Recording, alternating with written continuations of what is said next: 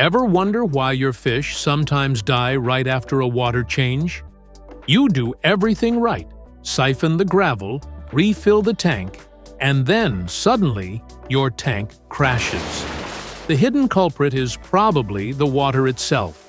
Tap water might be fine for you and me, but for fish, it can be a death sentence unless you prepare it properly. Today I'm going to show you exactly how to turn tap water into perfect aquarium water, safely and easily, every single time.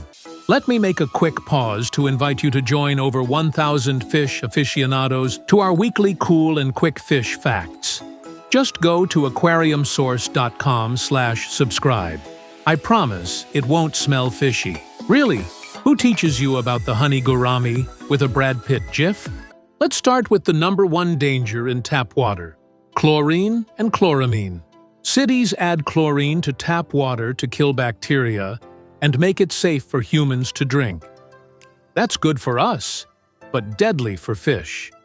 Even tiny amounts of chlorine can destroy gill tissue and kill beneficial bacteria in your filter. Some cities use chloramine, which is chlorine plus ammonia. This is even trickier. When you break down chloramine, you release ammonia into the water. That's another fish killer. This is why water conditioners, sometimes called dechlorinators, are a non-negotiable part of fish keeping. They instantly neutralize chlorine, and good ones also detoxify the ammonia left behind by chloramine for a day or two, giving your filter bacteria time to eat it up. Skipping conditioner is like Russian roulette with your fish. You might get away with it once, but eventually, chlorine will wipe out your tank. The good news is, using conditioner couldn't be easier. Every brand, whether it's Prime, Stress Coat, or another, works basically the same way. You just measure out the right amount for the water you're adding and pour it in. Some people treat each bucket of water as they go. Others, especially with larger tanks, dose the whole tank for the full volume and then refill directly with a hose. Both methods work fine. Conditioners are forgiving too. Most can be safely overdosed 2 or 3 times without hurting your fish. That said, don't go wild. You don't need half the bottle in one go. Just follow the label, and if you're ever unsure, dose a little extra rather than too little. If your water supplier uses chloramine, double-check that your conditioner specifically treats that. Almost all modern products do, but it's worth confirming. Conditioning makes the water safe, but you also need to make it comfortable. The 2 big things to watch are temperature and pH. Fish are sensitive to temperature swings.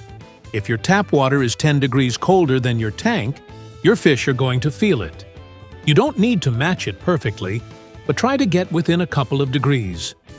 Use your hand or a thermometer to get close enough. pH is a little trickier. Usually, small water changes won't shift pH much. But if your tap water is very different from your tank water, add new water slowly. Sometimes your tank water ages to a slightly different pH than what comes out of the tap. So instead of shocking your fish with a sudden swing, just ease it in. Same goes for hardness. If your tap water is much softer or harder than your tank, don't do massive changes all at once. Stick with smaller, more frequent changes. Another bonus of good conditioners is that many also detoxify heavy metals like copper or lead. These aren't usually a problem in modern plumbing, but in some homes or older pipes, they can sneak in. Conditioners give you an extra safety net. Some products, like Prime, even help in emergencies by binding ammonia and nitrite for 24 hours. That can be a lifesaver if your cycle crashes.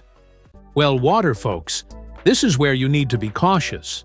Some wells come out with gases dissolved in them or low pH that rises after sitting out. In those cases, aging water for a few hours before adding can help. But for most city tap water users, conditioner and temperature are really all you need. What about general hardness and carbonate hardness? If your tap water is extremely soft, you might risk a pH crash over time. In that case, Adding a bit of crushed coral to your filter or a small amount of buffer can help stabilize things. If your water is extremely hard, you could soften it with reverse osmosis water.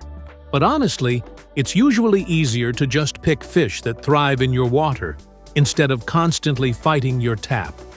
You might hear old-school advice to just let water sit out for 24 hours to off-gas chlorine. That used to work when cities only used chlorine.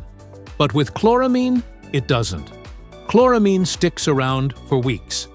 Conditioner works in seconds. Unless you have a very specific reason to age water, it's just easier and safer to treat it right away. If you're ever nervous, you can test. Cheap chlorine test kits will show you 0 chlorine after conditioning. That peace of mind can be worth a lot if you're just starting out. Turning tap water into safe tank water comes down to 3 steps. Condition it. Match the temperature. Add it slowly if needed. Do that every time, and water changes go from risky to rejuvenating. Your fish stay happy, your biofilter stays safe, and your tank stays healthy.